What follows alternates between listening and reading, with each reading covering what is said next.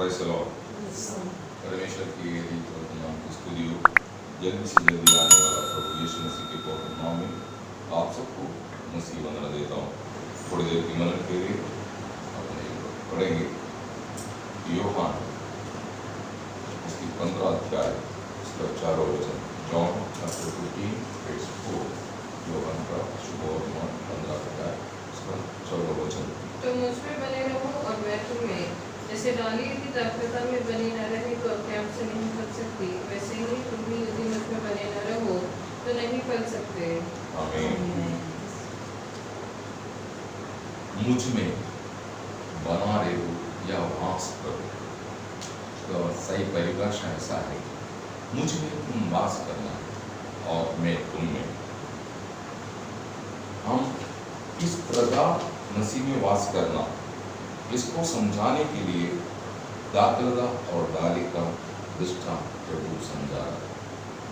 किस प्रकार मसीह में वास करना, ये प्रभु यीशु मसीह और मंडली की गहरा संबंध रिश्ता, इसको समझाने के लिए या उस बात को प्रकाश में करने के लिए प्रभु ये दृष्टांत अपने शिष्यों को सिखाया। एक क्रिस्त शिष्य का जीवन, एक क्रिस्त शिष्य का जीवन संपुष्ट और लाभदायक कब होता है, ये आप जानना है। आप यीशु मसीह को जाना या अंगीकारा या मंडली जीवन में आते हैं, इसी से आपकी जीवन संपुष्ट नहीं होगा, मतलब पुष्टि से भरा नहीं होगा और लाभदायक भी नहीं होगा। ये कब होता है, जब आप मसीह में वास करने लगते हैं, जब आप मसीह में वास करने लगते हैं। अपन फिर से वो भाग पढ़ेंगे, यूहन्ना उसकी 15 अध्याय 4 और 5 वचन। जब पूरी रीति में पढ़ेंगे आपको बात समझ में आएगा। तो मुझ में बने रहो और मैं तुम में, जैसे डाली यदि दाखलता में बनी न रहे तो अपने आप से नहीं फल सकती, वैसे ही तुम भी यदि मुझ में बने न रहो तो नहीं फल सकते। मैं दाखलता हूँ, तुम डालियाँ हो, जो मुझ में बना रहता है और मैं उसमें, वो बहुत फल फलता है, क्योंकि मुझसे अलग होकर तुम कुछ भी नहीं कर सकते। आमीन। प्रभु यीशु को जानने से या अंगीकार करने से या मंडली जीवन में या मंडली में आप प्रार्थना में आते हैं, उसी से नहीं, उसमें वास करना, उसमें वास करना, यीशु मसीह आप में वास करना। ऐसा जो भी अपनी जीवन समर्पण किया है, जो यीशु मसीह को वास करने लायक, यीशु मसीह की भवन या यीशु मसीह के मंदिर की रीति में जो अपनी जीवन को समर्पण करता है, उन व्यक्तियों को मिलने वाला 7 आशीषों के बारे में ये 15 अध्याय बताता है।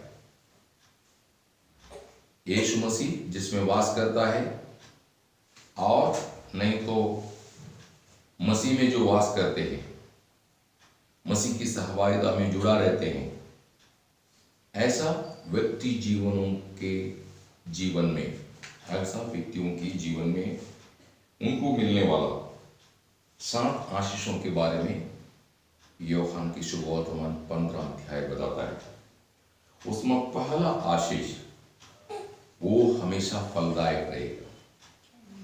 यूहन्ना 15:5 कहता है, अगर यीशु मसीह को ग्रहण करके उद्धार पाके मंडली जीवन में आया हुआ एक पवित्र व्यक्ति, एक क्रिस्त शिष्य, जब यीशु मसीह में वास करने लगेंगे या यीशु मसीह उसमें वास करने लगेंगे, वो फलदायक अवस्था में आएगा। देखो, फल जो आते हैं वो डालियों की काबिलियत से नहीं, फल जो आते हैं वो डालियों की काबिलियत से नहीं, वो वृक्ष से मिलता है उसको, क्योंकि वृक्ष को सब कुछ जड़ से मिलता है। रोम 11 अध्याय उसके 18 वचन ये बात कहता है कि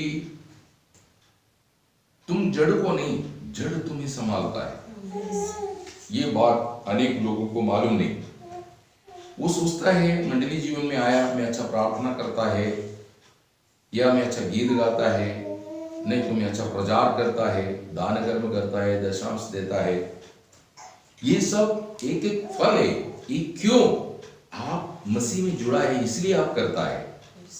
मसीह आपका जड़ है इसलिए आप वो कार्य कर रहा है। तो आप प्रशंसा अपने ऊपर नहीं डाली, प्रशंसा नहीं करना चाहिए मुझ में इतने इतनी फल है करके।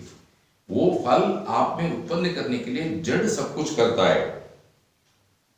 तो मसीह जीवन में फलदायक होना बहुत जरूरी है और आत्मा का फलों से भरा हुआ, आत्मा का फलों से भरा हुआ। आपको मालूम है आत्मा का फल क्या है? गलातियों की पत्रिका 5 अध्याय 22-23 वचन आपके लिए सुपरिचित है कि 9 फल वहां पर बताता है। आप वो भाग पढ़ेंगे, गलातियों की पत्रिका 5 अध्याय 22-23 वचन। पर आत्मा का फल प्रेम, आनंद, शांति, धीरज, कृपा, भलाई, विश्वास, नम्रता और संयम है। ऐसे ऐसे कामों के विरोध में कोई व्यवस्था नहीं है। आमीन।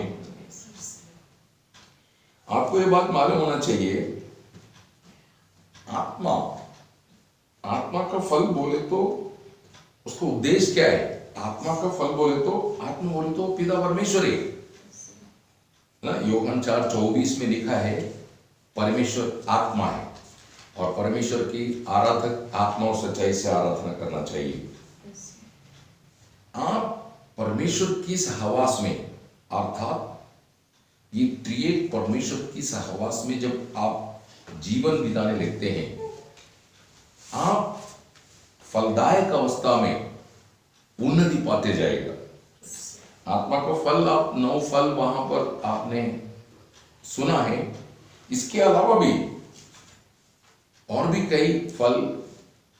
एक क्रिस्त शिष्य जो मंडली जीवन में आ गया, जो मसीह जिनमें वास करते हैं, जो मसीह में वास करते हैं उनमें होते हैं। अन्य फल हम देखता है तो सच्चाई का फल या धार्मिकता का फल जो बोलते हैं, इफिसियन 4:24 में वो बात बोलता है, सच्चाई का फल। ये दुनिया में आपको सच्चाई ढूंढने से मिलेंगे नहीं। आज नाम से क्रिस्ती बहुत है, उन लोगों में भी ये सच्चाई रहा नहीं।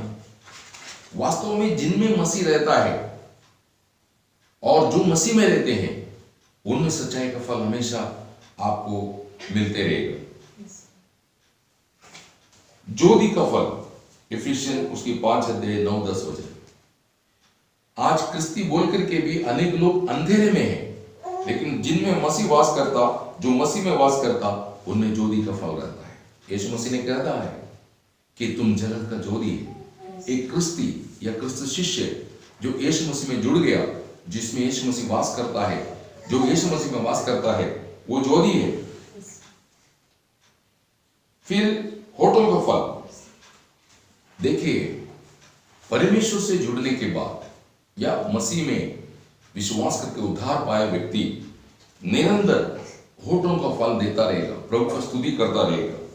इब्री 13:5-15, इब्री 13:15। आज अनेक लोग प्रभु का स्तुति नहीं, वो खुद का तारीफ करेंगे या दूसरे की तारीफ करेंगे। तारीफ का योग्य केवल एक ही है, प्रभु यीशु, क्योंकि उसी ने हमको जीवन देने के लिए, हमें पापों से छुड़ाने के लिए, हमें शाप से छुड़ाने के लिए, हमारे अपराध और अधर्मों को मिटाने के लिए सूली पर कुर्बानी दी। और परमेश्वर ने स्वयं इस बात का घोषणा कर दी कि उसके वही आराधना का योग्य है और उसके सामने सबका घुटना टेका जाएगा। इसलिए दाऊद कहता है, परमेश्वर को जानने के कारण दाऊद कहता है, मेरी होठों में तेरा स्तुति निरंतर रहेगा। फिर हम देखता है मन फिरावट का फल, मत्ती 3:8, लूक 3:7। हमारे जीवन में हम उद्धार पाने से, उद्धार मन फिरावट के द्वारा उद्धार में हम प्रवेश होता है या उद्धार पाते हैं, लेकिन उससे आपका मन परिवर्तन पूर्ण हो गया ये अर्थ नहीं। हर दिन आपको मन फिरना है और ये मन फिरावट का फल दिखना चाहिए।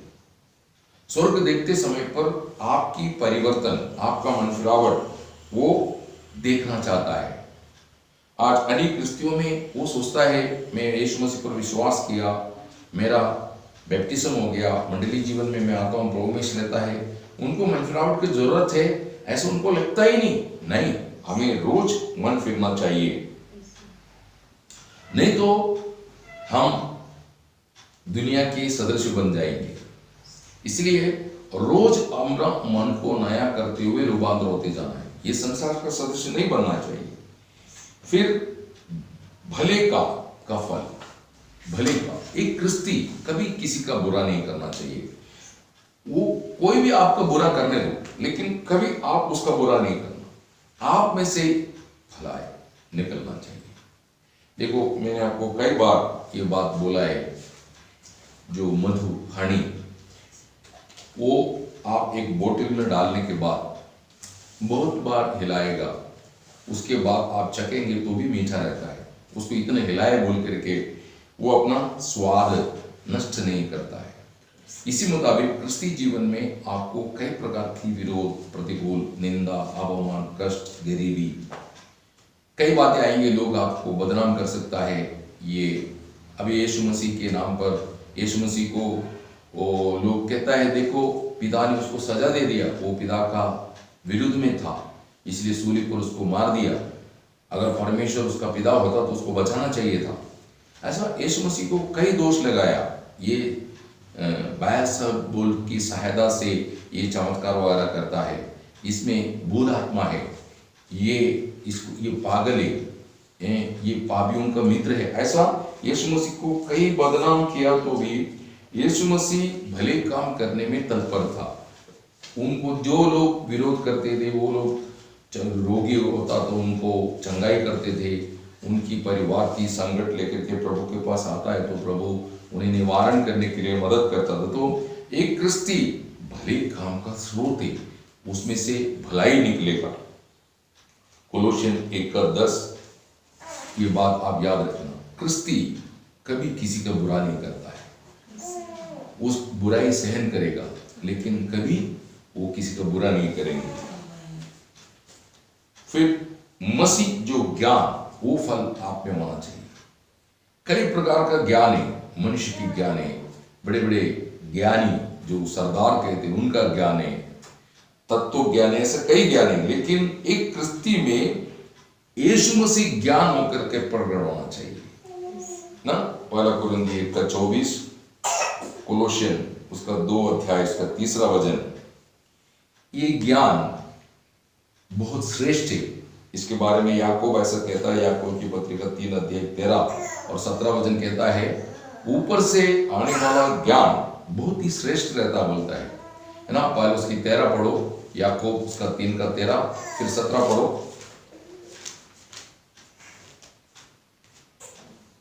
तुम्हें ज्ञानवान और समझदार कौन है, जो ऐसा हो कि वह अपने कामों को अच्छे चाल चलन से उस नम्रता से प्रकट करे जो ज्ञान से उत्पन्न होती है।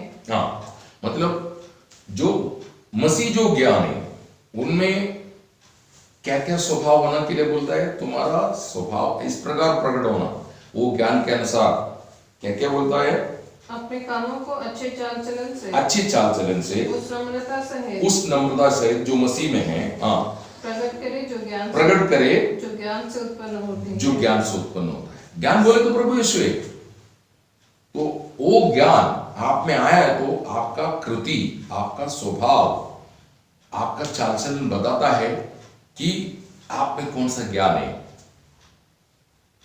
और 17 वचन पढ़िए, उसका स्वभाव क्या है, वो ज्ञान। पर जो ज्ञान ऊपर से आता है वह पहले तो पवित्र है, हाँ, मिलनसार, मेल मिलाप करने वाला, मिलनसार, कोमल और मृदु भाव और दया और अच्छे फलों से लदा हुआ और पक्षपात और कपट रहित होता है। आमीन। देखा, ये ज्ञान एक क्रिस्ती में प्रतिदिन उन्नति पाते जाना चाहिए। आखिरी में क्रिस्त हमारा फल, ऐसा बोलता है 2 कुरिन्थी 13:5। यदि तुम्हें क्रिस्त नहीं, तुम निकम्मा है बोलता है। तो आत्मा का फल बोले तो परमेश्वर, क्योंकि आपको मालूम होना चाहिए ये मनुष्य निर्माण नहीं कर सकता। ये फल क्योंकि परमेश्वर की सारा संपूर्णता मसीह में डाला और मसीह को हमको दे दिया। कोलोसियन 2:9 में लिखा है, यीशु मसीह में परमेश्वर की सारा संपूर्णता देह रूप में वास करता है। तो मसीह हमको क्यों दिया गया? प्रभु यीशु मसीह को पिता ने हमको क्यों दिया गया? पुत्र में केवल पिता है, वो पिता हमें भरने के लिए या पिता के अनुसार हम बनने के लिए पिता ने पुत्र को हमको दिया है। इसलिए एक मनुष्य जो मसीह को ग्रहण किया या मंडली जीवन में आया, जैसा पिता पूर्ण है वैसा पूर्ण होना, अगर ऐसा सिद्ध होना है उसको मसीह में वास करना ही पड़ेगा। मसीह में वास किए बगैर, मसीह एक व्यक्ति में वास किए बगैर कभी भी पिता की संपूर्णता में वो सिद्ध नहीं हो सकता है। मत्ती उसकी 5:48 में कहता है, जैसा तुम्हारा स्वर्गीय पिता सिद्ध है वैसा तुम सिद्ध बनो ना। वो बात पौल समझाते समय पर एफेसुस मंडली को ऐसा समझाया। इफिसियन उसकी 1 22-23 में कहता है, इफिसियन उसकी 1 इफिसियन चैप्टर 1:22-23, और सब कुछ उसके पांव तले कर दिया और उसे सब वस्तुओं पर शिरोमणि ठहराकर कलीसिया को दे दिया। यह उसकी देह है जो उसकी परिपूर्णता है, जो सब में सब कुछ पूर्ण करता है। आमीन, प्रेज़ द लॉर्ड। वही बात कोलोसियन 2:19 में भी कहता है, जो मसीह जो मस्तक को जुड़ा रहता है, उस मस्तक के साथ जो जुड़ा रहता है, उनमें ईश्वरीय वृद्धि होता, उसमें ईश्वरीय वृद्धि होता, ऐसा बोलता है। तो मसीह में जो वास करता है वो कैसा है? नदी किनारे लगे हुए वृक्ष की समान, जिसका पत्ता मुरझाया नहीं जाता और हमेशा फलदायक रहता है। आप अपनी ताकत को, अपनी बुद्धि को, अपनी कुछ भी एक्सपीरियंस इस्तेमाल करके मैं एक अच्छा कृस्ती हूं ऐसा प्रदर्शन करने की जरूरत नहीं। आप मसीह में अगर बना रहता है, मसीह में वास करता है, आप में मसीह वास करता है, तो आप हर समय फलदायक रहेगा। भजन संगीता उसका 1 अध्याय 3 वचन, ये मसीह में बना रहने वाले लोगों का एक छाया है, एक दृष्टांत है। वो आपको समझ में आना चाहिए। वो पुष्टि पाते जाएगा और बढ़ते जाएंगे। इसलिए बोलता है, लगाने वाला सींचने वाला कोई भी नहीं, बढ़ाने वाला परमेश्वर। मतलब आप उसमें जुड़ा है, मसीह में जुड़ा है, आप पुष्टि पाते जाएंगे, आप बढ़ते रहेंगे। इसके संबंध में यिर्मयाह उसकी 17 अध्याय 7-8 वचन पढ़ते समय पर कोई भी प्रतिकूल अवस्था में भी फलदायक अवस्था में रहेगा बोलता है ना। आप यिर्मयाह उसकी 17 अध्याय 7-8 वचन पढ़िए। धन्य है वो पुरुष जो यहोवा पर भरोसा रखता है, जिसने परमेश्वर को अपना आधार माना हो। वह उस वृक्ष के समान होगा जो नदी के किनारे लगा हो और उसकी जड़ जल के पास फैली हो। जब धूप होगी तब उसको न लगेगी, उसके पत्ते हरे रहेंगे और सूखे वर्ष में भी उनके विषय में कुछ चिंता न होगी, क्योंकि वह तभी फलता रहेगा। आमीन। धूप आएगा, ये सब प्रतिकूलों को दिखाता है। सूखे वर्ष, ऐसा विरोध समस्या के समय में भी उसमें क्या दिखेगा? फल दिखेंगे। कौन सा फल? जो मसीह में है। लेकिन जो व्यक्ति मसीह में वास नहीं करेगा और जिनमें क्रिस्त वास नहीं करता, आप अगर मसीह में वास नहीं करेंगे, आप मसीह आप में वास नहीं करेंगे, आप सूख जाएगा, फिर केवल आपको जलाने के लिए ही इस्तेमाल करेगा। यूहन्ना 15:6 में ये बात बोलता है, जो मुझ में वास नहीं करता और जो व्यक्ति में मैं वास नहीं करता वो सूख जाएंगे और उसको जलाया जाएगा, ऐसा बोलता है। इसको मंडली को समझाते समय पर और दूसरा 1 कोरिन्थी 3 अध्याय 11 से 15 तक जब हम पढ़ता है, वहां पर 6 वस्तुओं के बारे में जो बोलते हैं, उसमें से 3 वस्तु केवल जलाने के लिए इस्तेमाल किया जाता है। लकड़ी, घास और भूसा। लकड़ी किस बात को बताता है? हमारा पुराना मनुष्य, हम कहां था? हम जंगली जोतन थे ना। रोम उसकी 11:17 बोलता है, हम जंगली जोतन पेड़ में लगा हुआ डालियां था, वहां से तोड़ करके असली जोतन पेड़ में हमको कलम किया गया है। इसके संबंध में लूक उसकी 13 अध्याय 6-7 वचन और लूक 19 के 1 से 5 पढ़ते समय पर आपको मालूम है निष्फल अवस्था में रहने वाला वृक्ष के बारे में वहां पर बताता है। निष्फल अवस्था कि लकड़ी हमेशा हमारा पुराना मनुष्य को बताता है।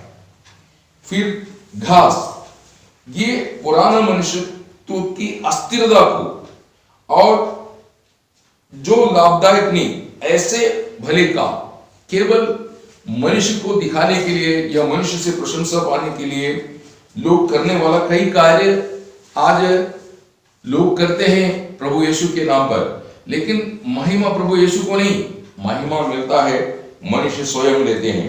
तो ऐसा अस्थिरता आपको मालूम है सरदीस मंडली के बारे में कहते समय पर रेवलेशन 3 अध्याय 1 से 4 वहां पर कहता है उनका कोई भी काम पूर्ण नहीं, वो मरा हुआ बोलता है। तो अपने आप को जीवित कहता तो भी है मरा हुआ।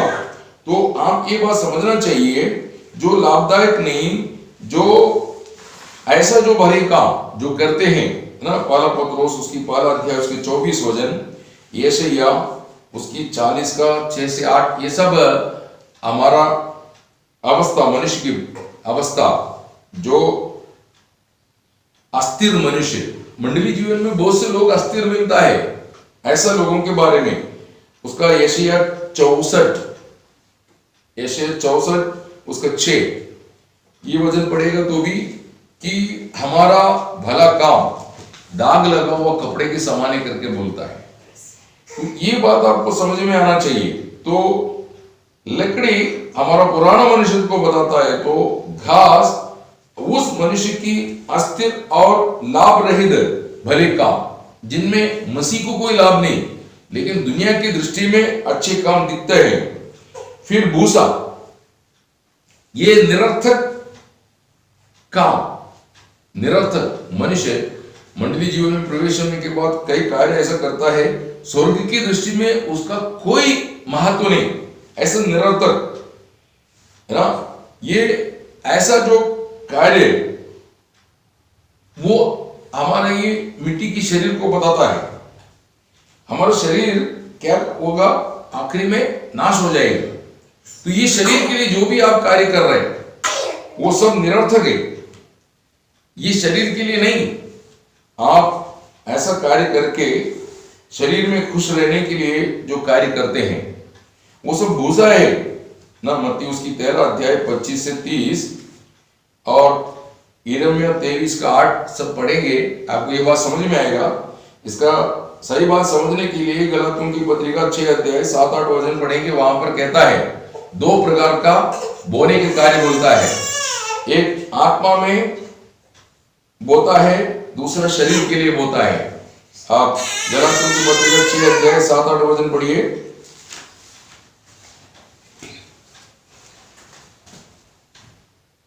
धोखा न खाओ, परमेश्वर ठट्टों में नहीं उड़ाया जाता, कि मनुष्य जो कुछ बोता है वही काटेगा। क्योंकि जो अपने शरीर के लिए बोता है वह शरीर के द्वारा विनाश की कटनी काटेगा, और जो आत्मा के लिए बोता है वह आत्मा के द्वारा अनंत जीवन की कटनी काटेगा। हाँ, तो ये बात आप समझ में आना चाहिए।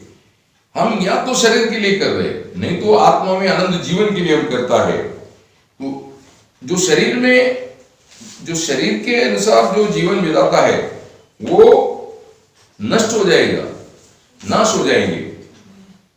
इसलिए आपकी शरीर, आपका व्यक्तित्व में कई भलाइयां आपको दिखाई देता है, उसमें प्रभु थोड़ा भी प्रसन्न नहीं, वो चाहता भी नहीं। प्रभु यीशु मसीह की स्वभाव में जो नहीं, वो बात आप में दिखता है, वो बात को स्वर्ग में मान्यता नहीं। यीशु मसीह की स्वभाव सर्वदा आप में बना रहना, वो है फल। Praise the Lord. उसके लिए यीशु मसीह आप में वास करेगा और आप यीशु मसीह में वास करेंगे, तभी ये बात संभव है, वो प्रकट हो जाता है। Praise the Lord. इसलिए आज आपको अपने जीवन को परखना चाहिए, आप किधर वास कर रहा है।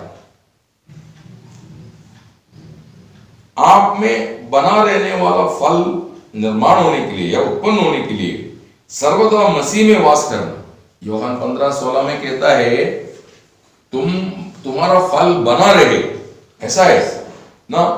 फिलिपियन उसकी 3 अध्याय 9-10 वचन में पौल ये बात अपनी जीवन के संबंध में ध्यान करके बताता है ना। फिलिपियन 3 अध्याय 9-10 वचन पढ़िए। और उसमें पाया जाओ न कि अपनी उस धार्मिकता के साथ जो व्यवस्था से है, पर उस धार्मिकता के साथ जो मसीह पर विश्वास करने के कारण है। आमीन।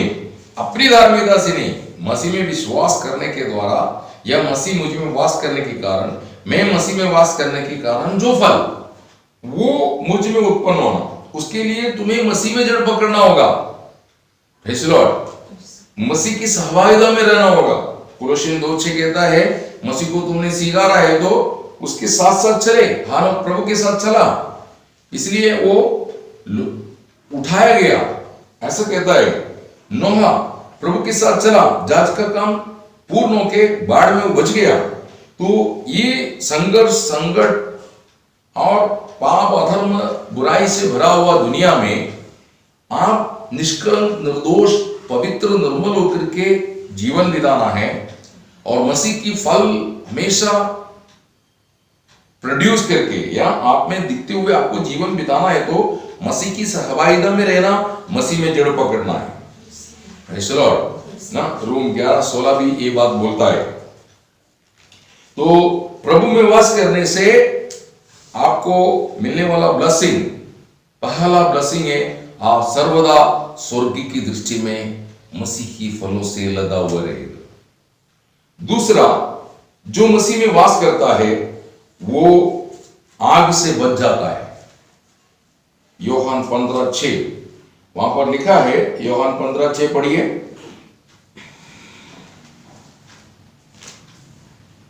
यदि कोई मुझ में बना न रहे तो वो डाली के समान फेंक दिया जाता है और सूख जाता है और लोग उन्हें बटोरकर आग में झोंक देते हैं और वे जल जाती हैं। आमीन।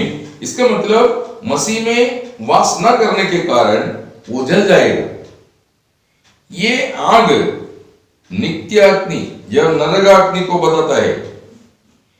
वचन में ऐसा लिखा है, भजन संगीता 49 उसका 14 में लिखा है कि हम सब अधोलोक की बेड़े थे, मृत्यु हमारा चरवा था, ऐसा लिखा है। मतलब इस जगत में जो भी मनुष्य है सब अधोलोक की बेड़े, पाप के कारण उन्होंने पाप करके परमेश्वर की महिमा रहित हो गया और सही चाल चलने वाला कोई भी नहीं, मृत्यु चलाता है उन्हें। लेकिन जब वो व्यक्ति मसीह में आता है उसको कोई न्याय नहीं। रोम 8:1 अब जो मसीह यीशु में है उनको दंड की आज्ञा नहीं बोलता है। रोम 6:23 पाप का वेदन मरण है परंतु परमेश्वर का कृपादान मसीह यीशु में अनंत जीवन है बोलता है। तो जब आप मसीह में प्रवेश हो गया या मसीह आप में प्रवेश हो गया तो आप आग से बच गया। आपको मालूम है प्रकटीकरण रेवलेशन 20:15 में कहता है जिस किसी का नाम जीवन की पुस्तक में लिखा नहीं गया वो उस आग की सरोवर या नित्य आग में डाला जाएगा। देखो ये नरक मनुष्य के लिए नहीं, ये नरक शैतान और झुंडों के लिए बनाया। ऐसा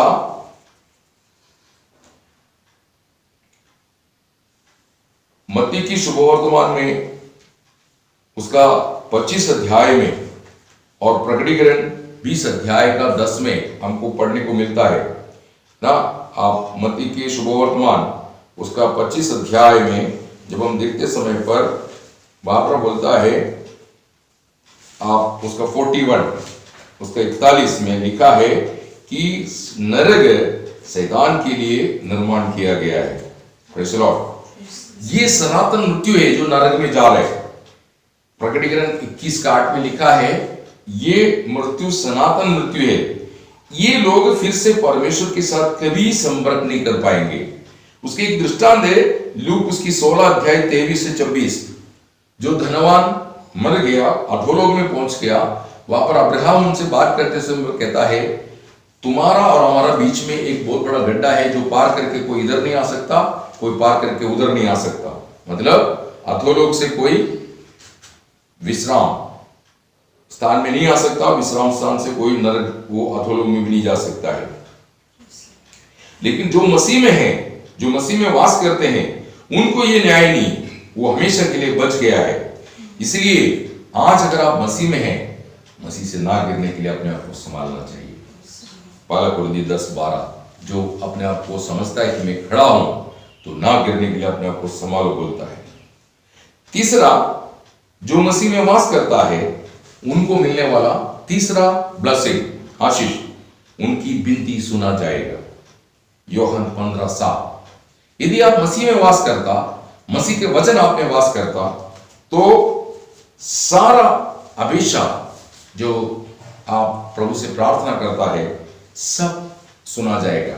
इसका अर्थ आप कुछ भी मांगेगा मिलेगा, ये उद्देश्य नहीं।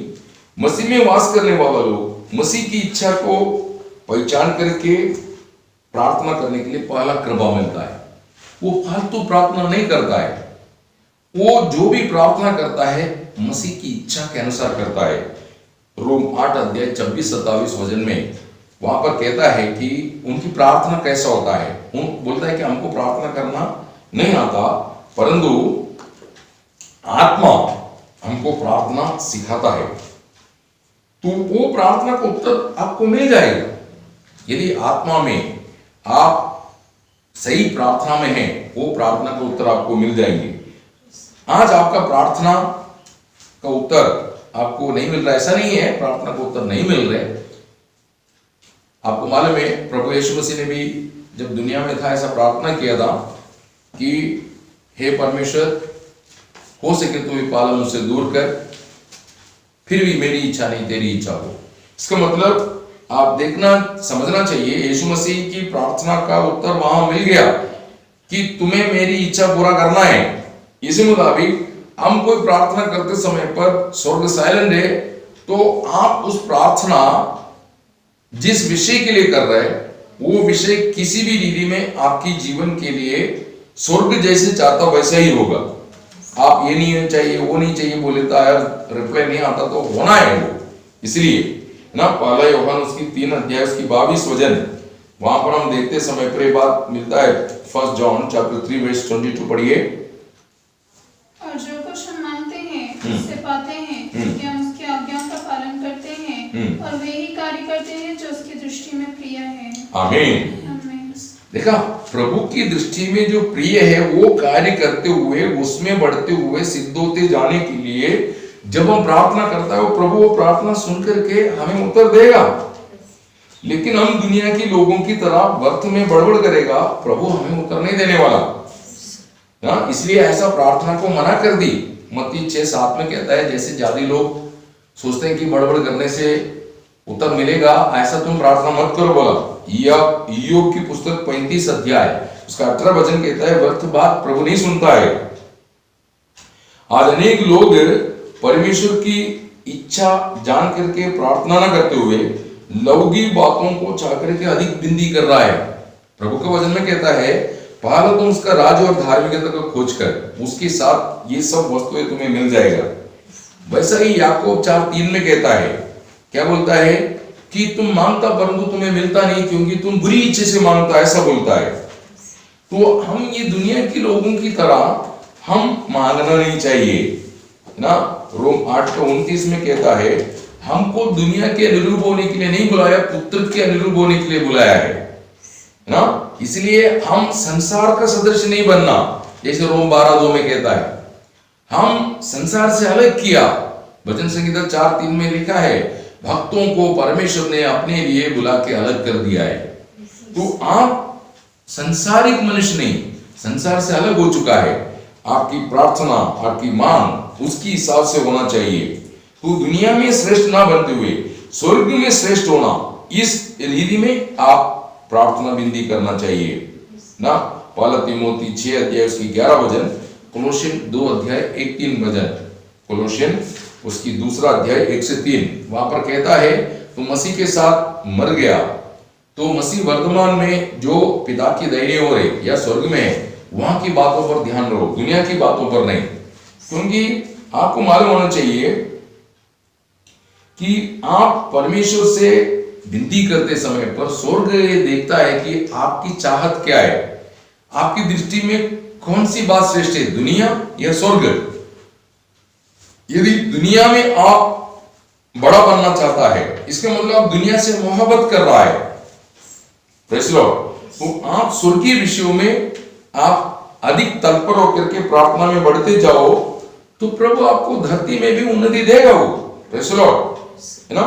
तो आज हमारी जीवन में आप स्वर्गीय बातों का स्वर्गीय बातों में उन्नति पाने के लिए प्रार्थना करना, है ना। लूक 11:13 में जब हम देखता है, वहां पर बोलता है जो प्रभु से प्रार्थना विनती करते हैं उनको पवित्र आत्मा कितना अधिक देगा, बोलता है। ये पवित्र आत्मा का बढ़ोतरी जो होता ना, उनको परमेश्वर का पद्धति और योजना जो दुनिया के लोगों को मालूम नहीं, या मंडली में जो आत्मिक नहीं ऐसे लोगों को मालूम नहीं, लेकिन आपको मालूम होगा। अभी लोक ने चुनौती में सोदोम गोमोरा चुना, लेकिन अब्राहम ऐसा नहीं चुना, जिस कारण उसको नया यरूशलेम का दर्शन मिला। ये बात आत्मा में आप समझना चाहिए। इसलिए यदि आप सही प्रार्थना के साथ जीवन बिताता है तो स्वर्गीय बातों का प्रकाश आपको अधिक मिलते जाएगा। पहला कुरिन्थी 2:9-10 वचन। तो आप जब मसीह में वास करता है, आपकी प्रार्थना उस हिसाब से रहेगा, वो प्रार्थना को उत्तर मिलते जाएगा। कोई कहता है दूसरा कुरिन्थी 12:2 में, तीसरा स्वर्ग तक उठाए गए मनुष्य को मैं जानता हूं, प्रेज़ द लॉर्ड। तो पौल आत्मा में तीसरा स्वर्ग तक चले गया और वहां पर ऐसी बातें उसने देखा सुना जो मनुष्य को बोलने के लिए योग्य नहीं, मतलब मनुष्य बोलना योग्य नहीं, ऐसा। तो आज आपके जीवन में बात जानना चाहिए, मसीह में वास करने से मिलने वाला पहला ब्लेसिंग, मसीह आप में फलदायक रहेगा। दूसरा ब्लेसिंग, वो आग से बचेगा। तीसरा ब्लेसिंग, उसका प्रार्थना सुना जाएगा, उनके बिंदी उनकी यात्रा सुन के उनको आत्मिक जीवन में वो मजबूत होते जाएगा। चौथा, हम प्रभु में वास करेंगे तो हम अधिक फल लाएगा, जिसके द्वारा पिता का महिमा होगा। यूहन्ना 15:8। आपको मालूम है एक किसान की महत्व क्या है, उसकी फसल है। अगर वो खेती करने के बाद उसको अच्छा फसल नहीं मिलता तो उसको कोई महिमा नहीं। वो किस लिए खेती कर रहा है कि वास्तव में अच्छा फसल के लिए। एक किसान तभी आनंदित होता है, हम लोग उसकी 12:16-17 वचन में एक किसान का आनंद को हम देखता है तो वो कैसा है, वो बहुत आनंदित है। क्यों? उस साल उसको अच्छा फसल आया। तो फसल वो संभालना चाहता है, फसल वो बखारी में संभालना चाहता है ना। मत्ती उसकी 13 अध्याय उसकी 30 वचन, मत्ती 13:30 का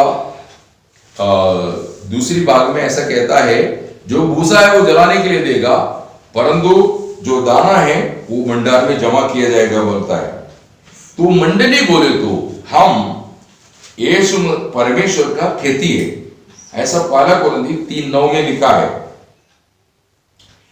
इस खेती में अच्छी फसल आना है तो हमारा मृत्यु होना बहुत जरूरी है।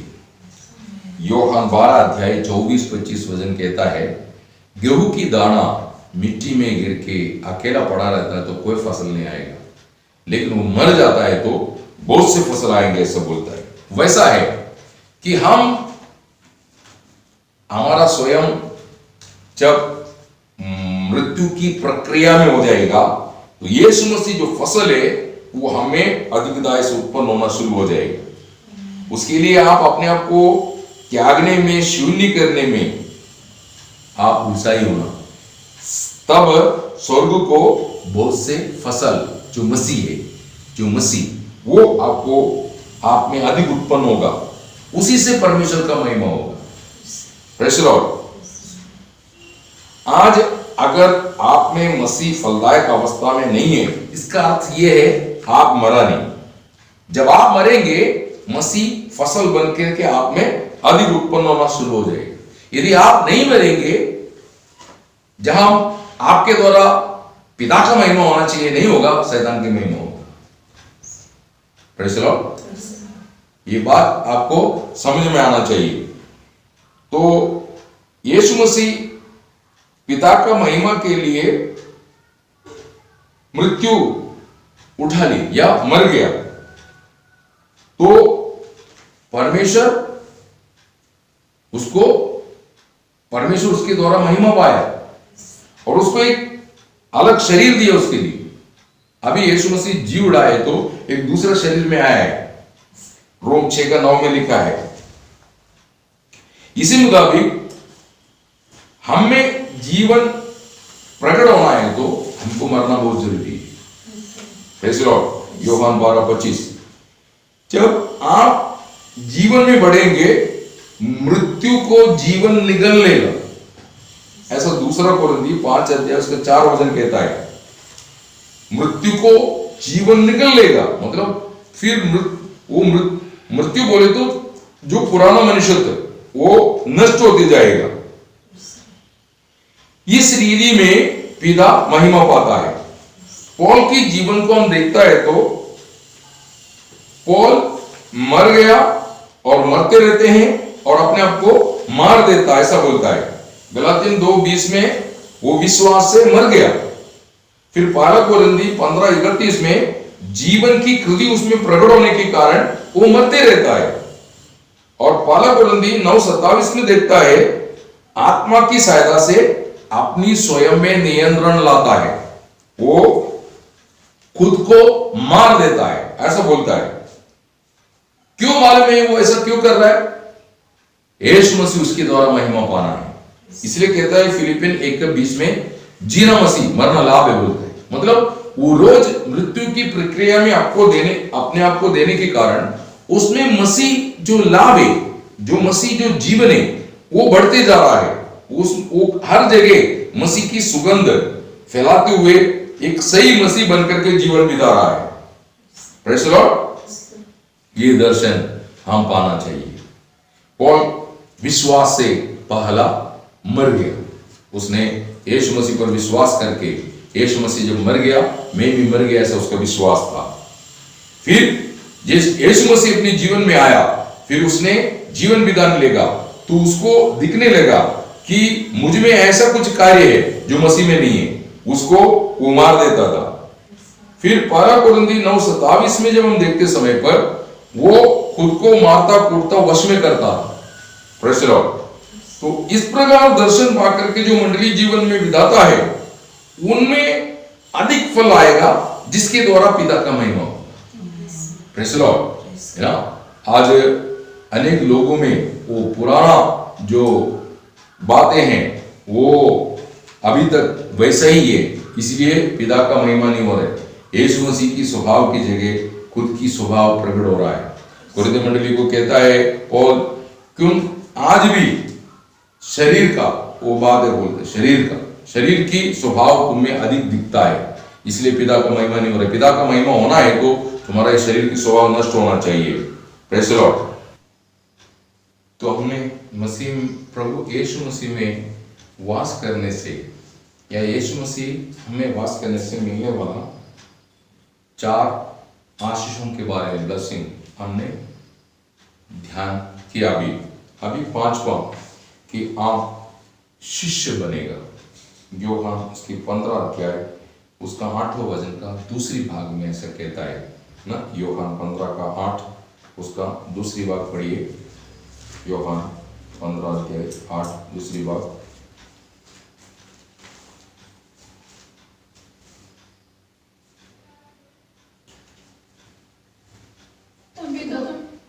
अभी तो तुम मेरे चेले हो। आमीन। समझे? तभी तुम मेरे चेले होंगे। मतलब अधिक फल लाने से वो बताता है कि फल रहित जीवन में प्रभु कभी भी वो शिष्य है करके कबूल नहीं करता है। आप पे विश्वास है, आप यहूदी है या एक क्रिस्ती संगणना में आप जुड़ गया या प्रभु यीशु चंगाई देने वाला है, ऐसा विश्वास करता है, तो आप शिष्य नहीं बनेगा। शिष्य आप बनेंगे जब आप फल लाए। फल बिना यीशु मसीह किसी को शिष्य मानता नहीं। आप बहुत कुछ जानते हैं, आप बहुत कुछ विश्वास भी करता है, लेकिन कोई लाभ नहीं।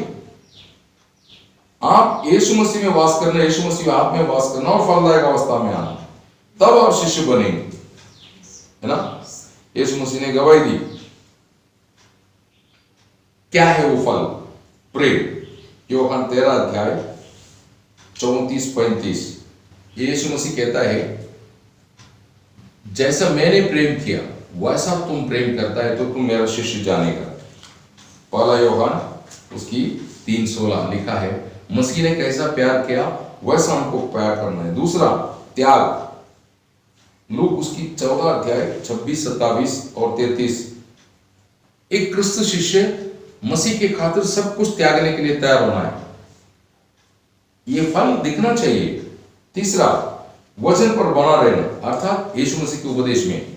यूहन्ना 8:31, पहला यूहन्ना उसकी दूसरा यूहन्ना उसका 8-9 वचन। जो यीशु मसीह में या यीशु मसीह के उपदेश में जो बना नहीं रहता, वो कभी प्रभु का शिष्य नहीं। वो स्थिरता को बताता है। पहला थिस्सलुनीकि 3:8, फिलिपियन 4:1, मसीह में आज स्थिर होना। चौथा, दूसरों को शिष्य बनाना। एक क्रिस्ती हमेशा दूसरों को शिष्य बनाएगा। मत्ती उसकी 28 अध्याय 18 से 19 यीशु मसीह की हुक्म है। इसलिए पौल कहता है कि कोलोसियन उसकी पहला अध्याय 28-29, गलातियों की पत्रिका 4:19, ये सब लोगों को शिष्य बनाने के लिए या शिष्यत्व में सिद्ध करने के लिए वो कुछ भी कष्ट सहन करने के लिए तैयार होता है, क्योंकि उसमें फल है। पांचवा,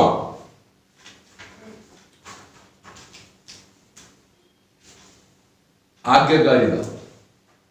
आप इब्री उसकी 5 अध्याय उसका 8 वचन पढ़ेंगे, वहां पर आपको ये बात देखने को मिलता है। यीशु मसीह दुख उठा उठा करके आज्ञाकारिता सीखा बोलता है। आज आपकी जीवन में ये फल है क्या? प्रेम जो मसीह में है, जो त्याग। प्रभु बहुत त्याग सहन किया। फिलिपियन 2 अध्याय 6 से 8 जब हम पढ़ता है, यीशु मसीह का त्याग कितना गहरा है। कभी वो खुद का लाभ नहीं चाहा। रोम 15:3। आज अनेक क्रिस्ती वो प्रचार करता है या मंडली जीवन में है और जो भी कार्य कर रहा है उसके पीछे अगर देखेगा तो उसकी हृदय की गहराई में स्वार्थ लाभ है। इसलिए वो परमेश्वर की महिमा नहीं होगा उनके द्वारा। ये बात आप जानना है। प्रेज़ द लॉर्ड, है ना। आज आप आपकी जीवन में आप परख देखना कि आप वास्तव में एक खरा शिष्य है क्या, एक सच्चा शिष्य है क्या। तो ये फल आप में होना बहुत जरूरी है। आज भी आपके अंदर स्वार्थता है। आप यीशु मसीह का शिष्य नहीं है। यीशु मसीह का शिष्य आप बनना है। यीशु मसीह आप में और आप यीशु मसीह में वास करना, तो मसीह का अतिरिक्त कोई भी बात आप में दिखेंगे नहीं। छठवीं बात, आनंद पूर्ण होगा। यूहन्ना 15:11। प्रभु को जानने के द्वारा आपका आनंद पूर्ण नहीं होने वाला, प्रभु में वास करने से आपका आनंद पूर्ण होगा ना। शादी हो गया बोल करके पारिवारिक जीवन में आनंद नहीं बढ़ता। पति पत्नी एक दूसरे में जीने लगेगा तब आनंद बढ़ता है। वैसे मंडली जीवन है ऐसा वास्तव में जिसमें मसीह वास करता और मसीह में जो वास करते हैं वो कोई भी परिस्थिति में आनंदित रहेगा। फिलिपियन उसकी 4 अध्याय उसकी 4 वचन और उसका 3रा अध्याय उसकी 1 वचन। देखो मसीह जिसमें वास करने वाला पौल मसीह में वास करते हैं, इसलिए यीशु मसीह की निमित्त उसको मार खाना पड़ा, बंदी गृह में डाला गया, तो भी वो आनंदित है। प्रेरितों की चरित्र 16 अध्याय 16 से 25 पढ़ेंगे तो इतना अच्छा सेवा किया हुआ प्रभु का दास को उस दिन की सेवकाई की समाप्ति में मिला क्या है? मार खाना पड़ा और जेल में, लेकिन वो दुखी नहीं। इस दुनिया को कोई भी लाभ जो आप लाभ समझते हैं वो नाश हो जाएगा, आपके हाथ से चले जाएगा। क्योंकि ये दुनिया ही नाश होने वाला है, ऐसा पहला यूहन्ना 2:17 कहता है। ये दुनिया और दुनिया की बातें नाश हो जाएगा बोलता है। इसलिए दुनिया देने वाला आनंद वो बना नहीं रहता, वो कभी नहीं बना रहता। Praise the Lord. आपको मालूम है लूक उसकी 12:19 से 21 तक पढ़ते समय पर वो धनवान बहुत आनंदित था, मुझे बहुत फसल आया बोल करके, लेकिन जब परमेश्वर ने उनको सवाल किया तो जवाब देना मुश्किल पड़ गया। हे मूर्ख, आज तेरा प्राण में ले लेगा तो तूने जो ये इकट्ठा कर रखा किसका होगा? तो आप ये बात जानना है, एक दिन आपको ये दुनिया छोड़ना है, एक दिन आपको शरीर छोड़ना है, एक दिन आपके पास जो भी वो सब छोड़ जाना पड़ेगा, आपके बंधुजनों को भी आपको छोड़ के जाना पड़ेंगे। लेकिन अगर आपको मसीह मिला है, मसीह में आप वास कर रहे, आप में मसीह वास करता है, वो कभी भी आपको छोड़ के नहीं जाएगा। मत्ती 28:20 में प्रभु यीशु कहता है, दुनिया का अंत तक मैं रोज तुम्हारे साथ हूं।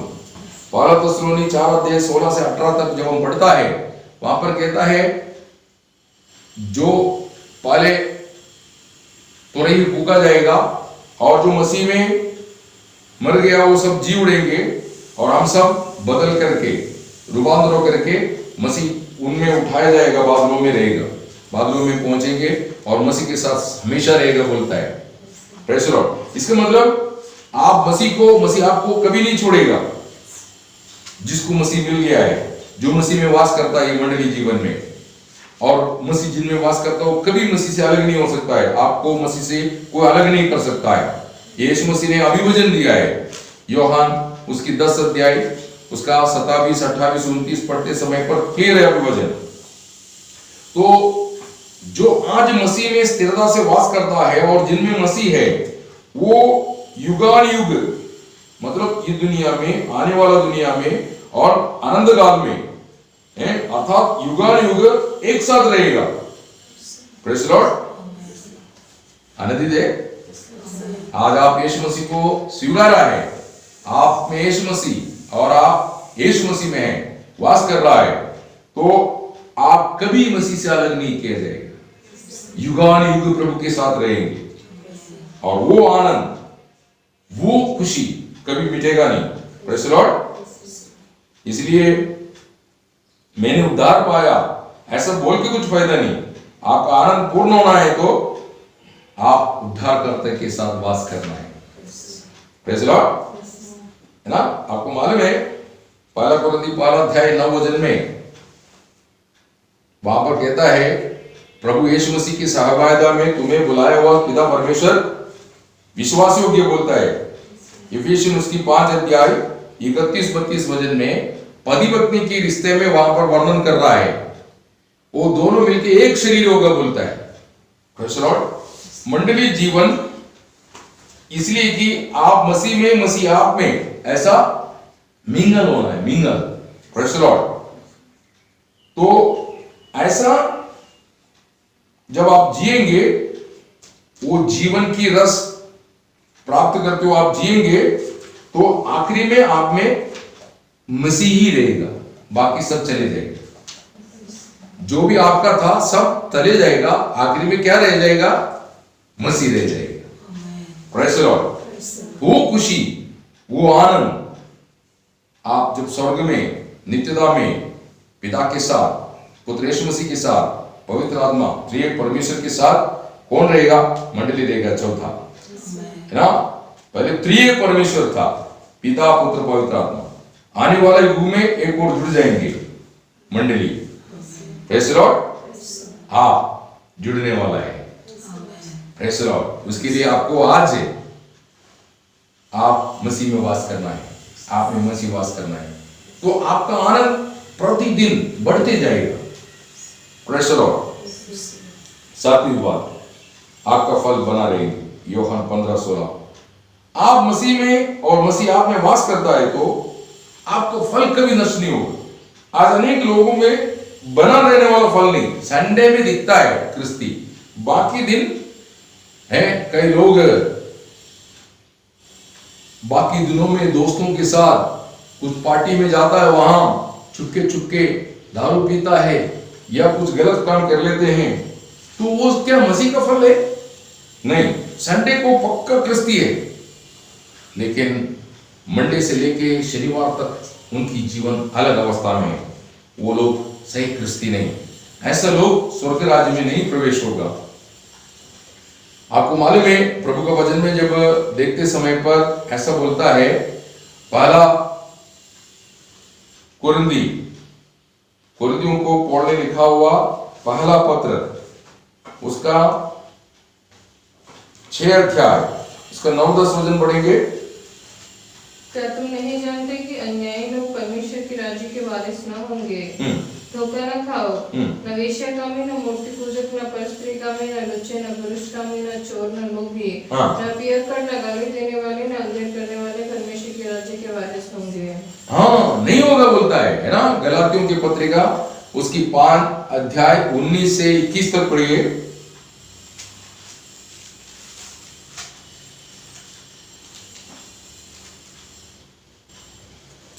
शरीर के काम तो प्रगट है, अर्थात व्यभिचार, गंदे काम, लुचपन, मूर्ति पूजा, टोना, बैर, झगड़ा, ईर्ष्या, क्रोध, विरोध, फूट, विधर्म, राह, मतवालापन, लीला, क्रीड़ा और इनके जैसे और काम है। इनके विषय में मैं तुम्हें पहले से कह देता हूँ, जैसे पहले कह भी चुका हूँ कि ऐसे काम करने वाले परमेश्वर के राज्य के वारिस ना होंगे। हाँ, परमेश्वर का राज्य का वारिस नहीं होंगे बोलता है ना। प्रकटीकरण 21 का 8।